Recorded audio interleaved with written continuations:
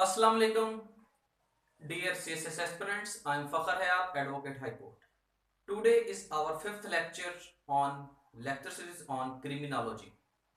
Dear aspirants, first 4 lecture में हमने अपने क्रिमिनोलॉजी के सिलेबस का जो फर्स्ट पोर्शन है 25 मार्क्स का वो तकरीबन हमने खत्म कर लिया है। हमारा लास्ट टॉपिक चल रहा है थ्योरीज ऑफ क्रिमिनोलॉजी, जो आपके सिलेबस का फर्स्ट पोर्शन है 25 मार्क्स का। उसका आज हमारा लास्ट टॉपिक चल रहा है थ्योरीज ऑफ क्रिमिनोलॉजी।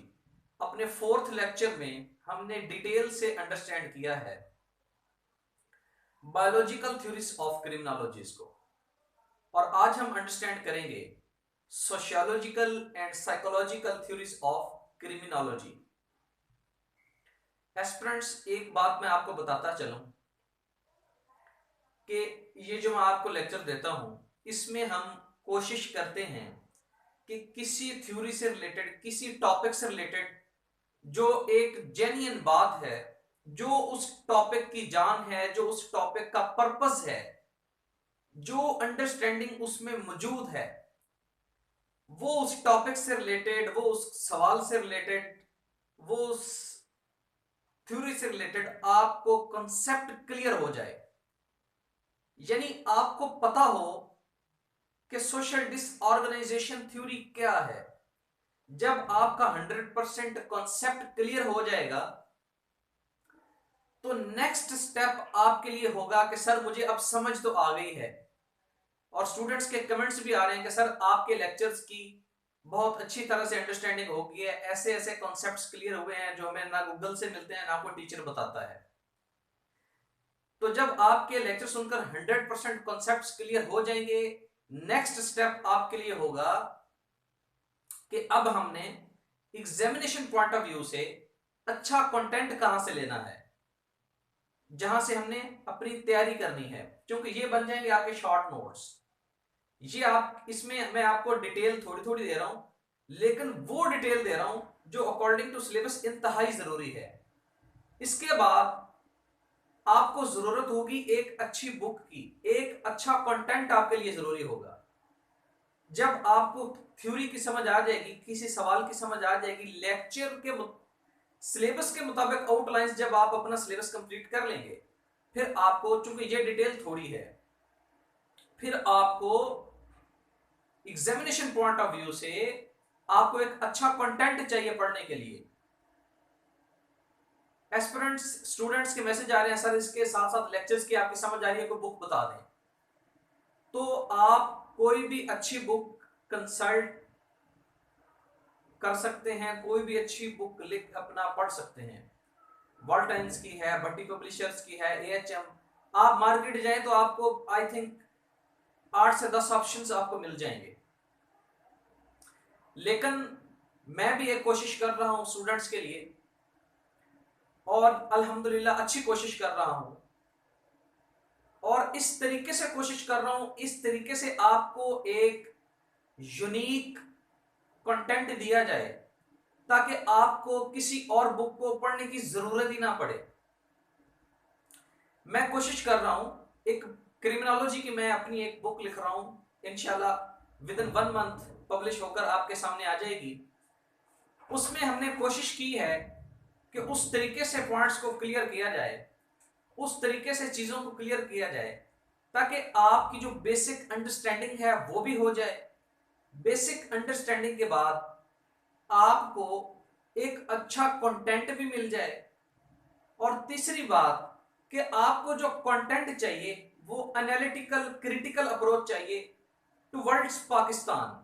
हमारे सीएसएस के सिलेबस में जो सवालात आते हैं, आप एग्जामिनेशन में जो जो आपके सीएसएस के पेपर्स में सवालात आते हैं, उसमें आपकी क्रिटिकल अप्रोच पूछी जाती है, उसमें आपकी एनालिटिकल एबिलिटी चेक की जाती है, और इश्यूज पूछे जाते हैं towards Pakistan according to latest scenarios. अब वो लेटेस्ट सिनेरियोज के मुताबिक जो सवालात पूछे जाते हैं उनको भी हम कोशिश कर रहे हैं कि बेहतरीन तरीके से अपनी बुक में हम उस तरीके से सवालात को हल करें कि आपको जो कंटेंट मिले उसमें जो जवाबात हों वो according to Pakistani current scenario के मुताबिक हों, एनालिटिकल हों। और लास्ट बात ये कि आपकी जो सिलेबस में फॉरेन बुक्स रिकमेंडेड की गई हैं क्रिमिनोलॉजी की, उनको सामने रखकर भी इस बात का अंदाजा लगाया गया है कि इस किस तरह से एक ऐसी यूनिक बुक तैयार की जाए जो मुख्तसर हो मगर जामिया। फॉरेन बुक्स का जो क्रक्स है वो भी इसमें शामिल किया जाए, जो फॉरेन बुक्स में रेफरेंसेस मौजूद हैं, जो फॉरेन बुक्स में एक एनालिटिकल अप्रोच मौजूद है, वो भी इस बुक में आ जाए, ताकि स्टूडेंट्स को आसानी रहे, एक ही बुक में उनको काफी सारे फीचर्स मिल जाएं। तो इंशाल्लाह विद इन 1 मंथ आपको एक कंप्लीट बुक मिल जाएगी। उसके बाद मेरा ख्याल है कि एक ऐसा स्टूडेंट जिसने आज पढ़ना स्टार्ट किया है, जिसको क्रिमिनोलॉजी की ABC भी नहीं आती, जिसको कभी लाइफ में यह भी नहीं पता था कि क्राइम होता क्या है, लफ्ज क्राइम का मतलब क्या है, इतने बेसिक लेवल के स्टूडेंट से लेकर हायर लेवल तक, जिन्होंने जो लॉयर्स हैं, MSc क्रिमिनोलॉजी जिन्होंने की है, इंशाल्लाह सबके लिए एक अच्छा मटेरियल होगा और अकॉर्डिंग टू CSS सिलेबस होगा। और इंशाल्लाह मेरा ख्याल है इस किताब को पढ़ने के बाद आपको और कंटेंट की जरूरत नहीं पड़ेगी। इसमें आपका बेसिक नॉलेज आ जाएगा सारा, टुवर्ड्स पाकिस्तान आ जाएगा सारा, अकॉर्डिंग टू करंट अफेयर्स आ जाएगा सारा, जो इश्यूज चल रहे हैं अबाउट क्राइम्स पाकिस्तान में, और जो फॉरेन लेवल के रिकमेंडेड बुक्स हैं उनका क्रक्स भी इसमें आ जाएगा। और मोस्ट इंपॉर्टेंट बात कि जो आपके पास्ट पेपर्स हैं वो भी आपको सॉल्व्ड मिलेंगे। जिस तरीके से कोई सवाल आता है उसमें क्या क्रिटिकल एनालिटिकल अप्रोच चेक की जाती है, टुवर्ड्स हॉट इशू पाकिस्तान के बारे में पूछा जाता है, तो इस तरह से इंशाल्लाह एक कंप्लीट बुक आपके पास आ जाएगी, ताकि आपको पढ़ने में, समझने में और पेपर की तैयारी करने में आसानी हो। अंडरस्टैंड? तो इंशाल्लाह हम चलते हैं अपने लेक्चर की तरफ। CSS criminology lecture 5। Topic is psychological and sociological theories of criminology.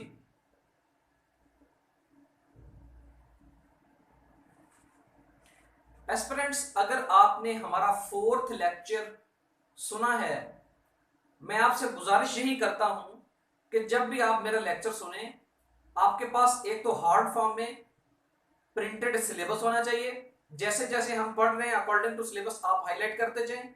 एक आपके पास नोटबुक होनी चाहिए, किसी बात की समझ नहीं आती तो नोटबुक पर लिखें। और मेरा नंबर यूट्यूब पर अवेलेबल है, मेरा व्हाट्सएप नंबर, मुझे व्हाट्सएप नंबर पर रब्ता करें, उसमें पूछें कि सर इस बात की समझ नहीं आई, मैं आपको डिटेल से समझा दूंगा। अंडरस्टैंड?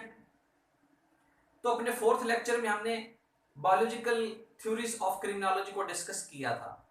आज हम डिस्कस करेंगे सोशियोलॉजिकल एंड साइकोलॉजिकल थ्योरीज। आपके सिलेबस में जो सोशियोलॉजी और साइकोलॉजिकल की थ्योरीज पूछी गई हैं सिलेबस में, वो 6 हैं।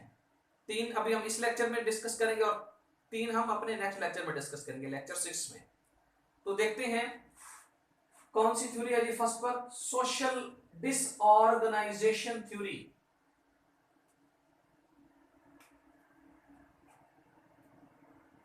एक बात कि जो थ्योरी है ना, थ्योरी जस्ट एक मफरूजा होता है, ये जस्ट एक सोच होती है किसी एक इंसान की, ये ख्यालात का एक ऐसा मजमूआ होता है किसी स्पेसिफिक टॉपिक से रिलेटेड, जो उस टॉपिक की वजाहत करता है, जो उस टॉपिक को साइंटिफिकली ऑब्जर्व करता है, उससे रिलेटेड डाटा कलेक्ट करता है और फ्यूचर प्रिडिक्शंस की जाती हैं। तो थ्योरीज को आपने सर पर सवार नहीं करना। जो बात थ्योरीज में बयान की गई है जरूरी नहीं है कि वो 100% ठीक हो, क्योंकि वो किसी एक इंसान की क्रिएटिविटी है, क्योंकि वो किसी एक इंसान की राय है, अपनी किसी एक इंसान की ओपिनियन है किसी इशू से रिलेटेड, इसको कहते हैं थ्योरी। तो थ्योरी में जो बातें होती हैं वो जरूरी नहीं है कि हर फिरके पर लागू हो, हर रीजन में, हर सोसाइटी पर लागू हो। कुछ जनरल टर्म्स होती हैं जो कि हर जगह पर एग्जिस्ट करती हैं। तो आपकी सोशल डिसऑर्गेनाइजेशन थ्योरी क्या कहती है? डिसऑर्गेनाइजेशन लफ्ज का मतलब क्या है? एक लफ्ज होता है ऑर्गेनाइजेशन, चीजों को ऑर्गेनाइज करना, तरतीब देना, इकट्ठा करना, यूनाइट करना और फिर उनको लेकर चलना। ऑर्गेनाइज मतलब United, together, collected in order form. तो डिसऑर्गेनाइजेशन क्या क्या मतलब हुआ फिर? स्प्लिट, तकसीम, चीजों का मैच ना होना, डिसऑर्गेनाइजेशन हो जाना, तरतीब ना रहना। तो सोशल डिसऑर्गेनाइजेशन क्या होती है? सोशल डिसऑर्गेनाइजेशन का मतलब होता है कि लोगों का जो आपस में मिलजुल कर रहने का तरीकाकार है, जो लोग किसी मुआशरे में अखुवत मोहब्बत के साथ मिलजुल कर रहते हैं, जो लोगों में इत्फाक पाया जाता है, वो खत्म हो जाए। लोग एक दूसरे से बेखबर हो जाएं, लोग एक दूसरे की परवाह करना छोड़ दें, लोग एक दूसरे के दुश्मन हो जाएं, लोग एक दूसरे को किसी भी मुआशरे में, किसी भी कॉलोनी में, किसी भी टाउन में, किसी भी सोसाइटी में, किसी भी गांव में लोग एक दूसरे से मुतअस्सब की निगाह से देखें, मुतनफ्फर हो जाएं। किसी एक इंसान को कोई इशू है तो उसे होता रहे, दूसरे को कोई फिक्र ही ना हो। तो जब लोग इस तरह की सोच अपना लेते हैं तो वो सोसाइटी क्या हो जाती है, वो सोशल इंस्टीट्यूशन क्या हो जाता है? डिसऑर्गेनाइजेशन हो जाता है, क्योंकि मुआशरे के लोगों में इत्फाक नहीं रहता। तो अब ये सोशल डिसऑर्गेनाइजेशन थ्योरी क्या कहना चाहती है? ये थ्योरी कहती है कि crimes occurs most in the communities which are disorganised और वीक सोशल टाइज। तो आपकी सोशल डिसऑर्गेनाइजेशन थ्योरी ये कहती है कि क्राइम्स होते हैं मोस्ट इन द कम्युनिटीज, उस किस्म की कम्युनिटीज में, कुछ खास कम्युनिटीज में, विच आर डिसऑर्गेनाइज्ड, वो कम्युनिटीज जो डिसऑर्गेनाइज्ड हो चुकी हैं, और या फिर वीक सोशल टाइज, या फिर जिनकी सोशलाइजेशन वीक है, जो लोग सोशली तौर पर वीक हो चुके हैं। तो फिर वहां पर क्या होते हैं? क्राइम्स होते हैं। ये एक थ्योरी है जिसका मतलब ये हुआ कि किसी भी सोसाइटी में, सपोज दैट, आप एक मिसाल लेते हैं, एक मुआशरा, आप एक विलेज का विजिट करें। उस विलेज में लोग एक दूसरे के दुश्मन है, कोई एक दूसरे को देखना नहीं चाहता, कोई एक दूसरे से बात करना पसंद नहीं करता, हर इंसान आगे निकलने की जल्दी में लोगों से जेलस होता है, लोग एक दूसरे से हसद करते हैं। तो फिर उसका नतीजा क्या होगा कि अगर मुआशरे में किसी एक इंसान को कोई प्रॉब्लम होगा तो लोग आएंगे, उसके साथ ज्यादती करके चले जाएंगे। एक बात, जब इंसान आइसोलेट होगा, कोई उसको पूछने वाला नहीं होगा, कोई उसका हमदर्द नहीं होगा, और अगर उसके पास खाने पीने को कुछ नहीं है तो वो क्या करेगा? वो चोरी करेगा, वो कहीं ना कहीं से किसी की चीज उठा लाएगा। और इसी तरह से जब सोशल डिसऑर्गेनाइज हो जाते हैं पीपल, जब लोग एक दूसरे की परवाह करना छोड़ देते हैं, तो किसी एक इंसान के साथ कोई इशू है, कोई प्रॉब्लम है, अब वो सॉल्व किससे करे? अपना दिल का हाल किससे बयान करे? कोई सुनने वाला ही नहीं है। लोग आपस में डिसऑर्गेनाइज हो चुके हैं, सोशली डिसऑर्गेनाइज हो चुके हैं, कम्युनिटी सोशली डिसऑर्गेनाइज हो चुकी है। तो जब इंसान तन्हा होगा फिर वो क्या करेगा? वो ड्रग्स की तरफ जाएगा, वो नशा करेगा, मेंटली डिप्रेस्ड हो जाएगा, डिप्रेशन में आकर नशा करेगा। तो नशा क्या करना क्या है? इलीगल एक्टिविटी है। इलीगल एक्टिविटी क्या है? क्राइम है। तो इस तरह से काफी सारे ऐसे फैक्टर्स हैं, जब कोई सोसाइटी डिसऑर्गेनाइजेशन होती है तो फिर ये जो सोशल डिसऑर्गेनाइजेशन है ये क्राइम्स की तरफ ले जाती है। 2 से 3 एग्जांपल्स मैंने आपको दे दी हैं, बाकी इसके बेशुमार एग्जांपल्स मौजूद हैं। Absence of social control second point में क्या कहता है कि कोई ऐसी सोसाइटी जो डिसऑर्गेनाइजेशन हो चुकी है, जब किसी सोसाइटी में सोशल टाइज, सोशल यूनियन कमजोर हो चुकी हैं, लोग आपस में मिलते जुलते नहीं हैं, लोगों का आपस में एक दूसरे की हमदर्दी नहीं है, तो फिर वहां क्या होता है, सोशल कंट्रोल वीक हो जाता है। जैसे ही सोशल कंट्रोल वीक होता है, हर इंसान अपनी मर्जी करने लग जाता है, कोई मरे कोई जिए। तो जब ये सूरत होगी तो वहां पर क्राइम्स मतवक्को हो सकते हैं, specially in city areas. People have no concern with each other. तो ये थ्योरी ये कहती है कि स्पेशली जो आपके शहरी एरियाज हैं, शहरी इलाका जाते हैं, सिटी एरियाज हैं, वहां पर यह बात देखने को मिलती है, सोशल डिसऑर्गेनाइजेशन। कैसे? क्योंकि शहरों की आबादी है लाखों में, करोड़ों में। कुछ ऐसी कॉलोनीज हैं, कुछ ऐसे टाउन्स हैं जिनको आप पोश एरियाज का नाम देते हैं। वो जी डिफेंस के एरिया है जी, वो मॉडल टाउन के एरिया है जी, वो गुलिस्तान रावी है जी, वो ये एरिया है, वो एरिया है। तो शहरों में कुछ टाउन, कुछ लोगों की सोच भी इस किस्म की हो जाती है कि मोहल्ले में जो मर्जी हो रहा हो, बाकी शहर वालों, कॉलोनी वालों को पता ही नहीं होता। लोग एक बंदे के साथ कुछ इशू हो गया तो मोहल्ले वालों को उसके साथ कोई कंसर्न ही नहीं है। मोहल्ले में एक घर में कोई शादी ब्याह है या कोई उनका कोई फंक्शन है, तो 90% लोग साथ वालों को इनवाइट ही नहीं करते, क्योंकि उनका साथ कोई रिलेशन नहीं है, कोई रिश्तेदारी नहीं है, कोई कंसर्न ही नहीं है। तो शहरों में ये चीज देखने को मिलती है। Social disorganisation leads towards crimes. तो ये जो सोशल डिसऑर्गेनाइजेशन है, ये किस तरफ ले जाएगी आपको? क्राइम्स की तरफ ले जाएगी। अब एस्पिरेंट्स, सोशल डिसऑर्गेनाइजेशन थ्योरी क्या है, ये थ्योरी क्या कहना चाहती है, ये आपको 100% समझ आ चुकी है। अब आपका सवाल ये होगा कि सर ये तो थोड़ा सा मटेरियल है, सफिशिएंट ना नहीं है।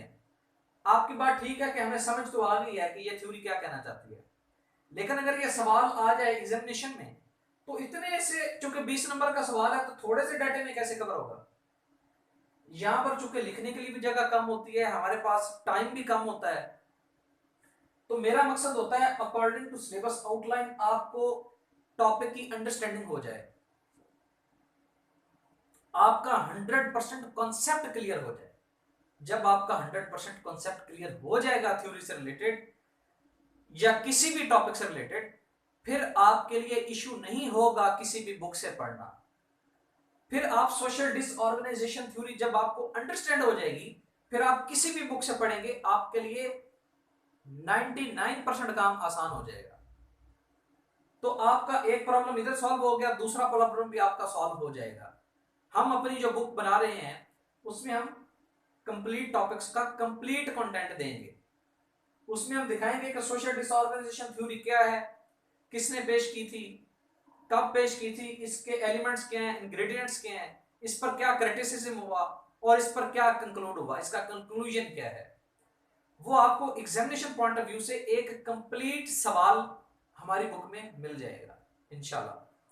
नेक्स्ट देखते हैं जी, strain theory, STRAIN, strain theory. आपने एक लफ्ज सुना होगा, स्ट्रेस। स्ट्रेस का मतलब होता है प्रेशर, दबाव। किसी इंसान को किसी चीज को मजबूर करना, प्रेशराइज करना। जब कोई इंसान किसी का प्रेशर रिसीव करता है तो वो किस हालत में चला जाता है? स्ट्रेस की हालत में चला जाता है। जब आप अपने फैसले लोगों पर एनफोर्स करते हैं, जब आप लोगों को किसी काम के लिए मजबूर करते हैं, जिद लगा लेते हैं, तो अगला इंसान वो काम नहीं करना चाह रहा होता, उसका दिल नहीं करता ये काम करने को, लेकिन आप उसको मजबूर कर रहे हैं, आप उसको प्रेशराइज कर रहे हैं। वो क्या करेगा? वो परेशान हो जाएगा। आपकी जो एनफोर्समेंट है उससे वो क्या हो जाएगा? स्ट्रेस की हालत में आ जाएगा। प्रेशर में आ जाएगा, दबाव में आ जाएगा। तो स्ट्रेस से एक लफ्ज निकलता है स्ट्रेन, इसका भी मिलता जुलता मीनिंग है, प्रेशर, दबाव। स्ट्रेन थ्योरी, नाम से तो आपको कुछ समझ आ चुकी होगी, स्ट्रेस, स्ट्रेन और थ्योरी।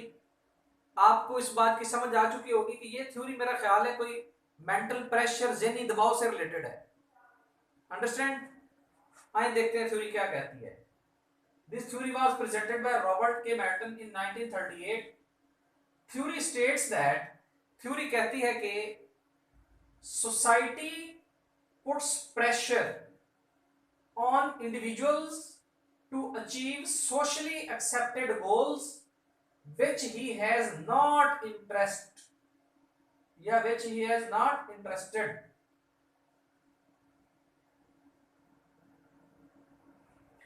तो इस बात का क्या मतलब होगा? इस बात का मतलब ये हुआ कि theory states that society puts pressure, आपका जो मुआशरा है, आपकी जो सोसाइटी है, जो ग्रुप ऑफ पीपल्स हैं, जो लीडर्स हैं, जो आपके सीनियर्स हैं, वालिदैन हैं, बुजुर्ग हैं, मुआशरे के बड़े लोग हैं जिनको आप रिस्पेक्ट की निगाह से देखते हैं, वो क्या करते हैं? आपकी सोसाइटी क्या करती है? Society puts pressure, society pressure put करती है ऑन इंडिविजुअल्स,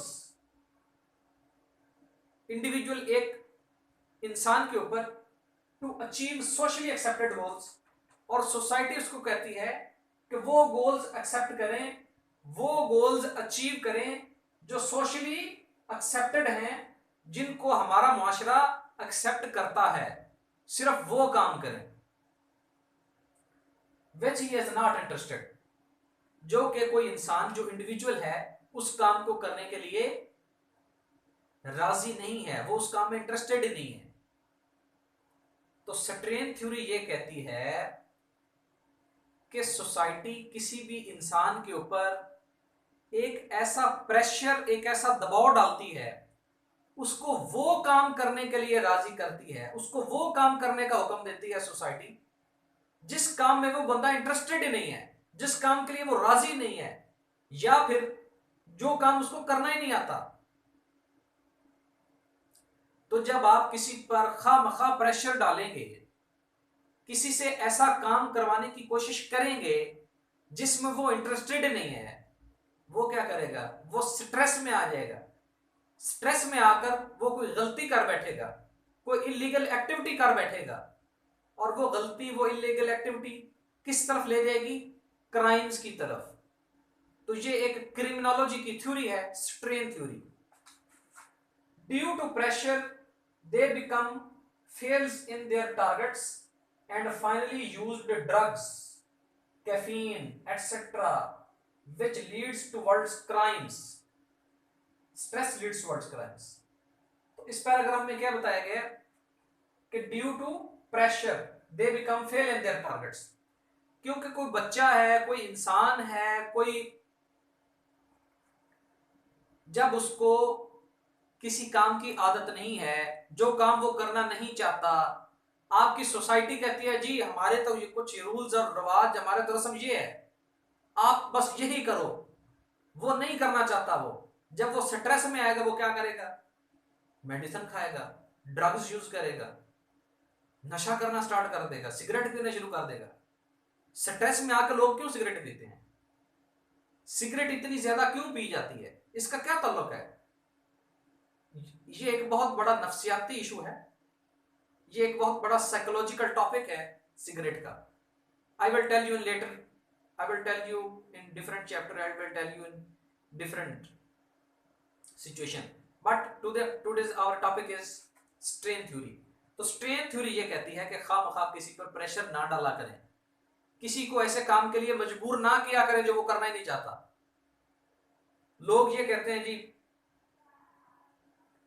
हमारी सोसाइटी में तो ये रिवाज है, आपने तो हमारी नाक कटवा दी मोहल्ले में, आपने हमारी नाक कटवा दी मुआशरे में, फलां का बेटा डॉक्टर है, आपको भी डॉक्टर हर हाल में बनना चाहिए था। भाई उसका माइंड उस लेवल का नहीं है, उसकी थिंकिंग उस लेवल की नहीं है, उसकी अप्रोच उस लेवल की नहीं है, वो वैसा नहीं सोचता। उसको दबाव ना डालें, उस पर प्रेशर ना डालें।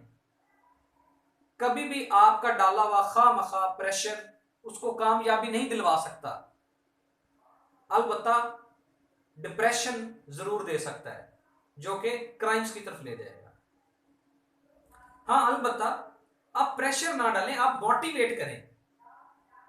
जो प्रेशर है, जो स्ट्रेस है, ये नेगेटिविटी है। आप अगर किसी से कोई काम करवाना चाहते हैं तो स्ट्रेस डालने की बजाय, उसको स्ट्रेस करने की बजाय, प्रेशराइज करने की बजाय आप उसको मोटिवेट करें। अगर वो खुद मोटिवेट हो जाएगा तो वो शौक से वो काम कर लेगा और कामयाब भी हो जाएगा। और प्रेशराइज करेंगे तो करेगा भी नहीं और नाकाम भी हो जाएगा। Third, social control theory. Social control theory, इसमें ये लफ्ज इंपॉर्टेंट है, कंट्रोल। किस तरह से सोसाइटीज को कंट्रोल किया जाता है।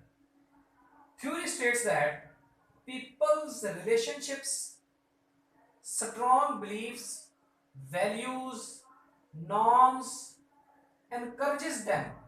जो किसी भी सोसाइटी के जो नॉर्म्स हैं, बिलीफ्स हैं, जो एतकाद हैं, वो क्या करते हैं, एनकरेजेस, वो लोगों को इनकरेज करते हैं, encourage them not to break the norms। Society के आपके जो लोगों ने रस्म और रिवाज डिसाइड किए हुए हैं, अंधाधुंध जिन लोगों पर लोग यकीन रखते हैं आंखें बंद करके, जो स्ट्रॉन्ग बिलीफ्स हैं आप लोगों के, वो बिलीफ्स क्या करते हैं, वो आपको इस बात की इजाजत देते हैं कि आप कोई ऐसा काम ना करें जो आपकी सोसाइटी नहीं चाहती। And norms and customs, this aggression, ये जो एक जबरदस्ती की एनफोर्समेंट है ना, ये क्या पैदा करती है, अग्रेशन पैदा करती है। Aggression leads towards crimes. एक दफा दोबारा बयान कर देता हूं। Theory states that peoples relationships, कुछ ऐसे रिलेशनशिप्स हैं, strong beliefs, values, norms encourage them not to break the norms। ये ऐसे कुछ अकीदे हैं, कुछ ऐसी वैल्यूज हैं, कुछ ऐसी नॉर्म्स हैं जो लोगों को मजबूर करती हैं कि ये काम ना करो। ये जो जबरदस्ती की लोगों ने अपनी सोसाइटी में चीजें डेवलप कर रही है ना, ये किस तरफ ले जाती हैं, ये जो इतना स्ट्रिक्ट है लोग, ये जो इतनी लोगों में सख्ती आ गई है, ये सख्ती अग्रेशन की तरफ ले जाती है, और अग्रेशन ले जाता है क्राइम्स की तरफ। 4 elements are responsible to deviant behaviour. Deviant behaviour मतलब लोग अपना बिहेवियर क्यों चेंज कर लेते हैं, नेगेटिविटी, गुस्सा क्यों करते हैं। 4 एलिमेंट्स हैं इस थ्योरी के मुताबिक। Attachment to the specific belief, अगर आपने कोई ऐसा यकीन अपने माइंड में रखा हुआ है कि काली बिल्ली आगे से गुजर जाए तो ये हो जाएगा, हालांकि होता कुछ भी नहीं है, ये एक मिथ है।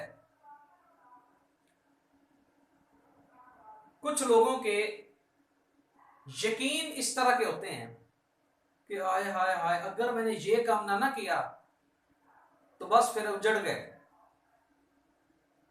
अगर बाबा जी ने दम ना किया तो मारे गए। मैं हर साल, ये आपको लोगों के यकीन बता रहा हूं कि मैं हर साल ये काम करता हूं, अगर मैंने ना किया तो बस मारे गए।